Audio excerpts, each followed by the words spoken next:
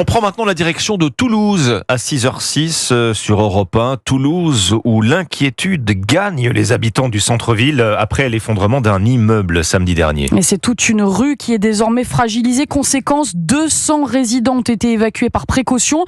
Un phénomène qui interroge sur l'état du bâti dans le centre historique de la Ville Rose. Le reportage de Charles L'Huillier à Toulouse.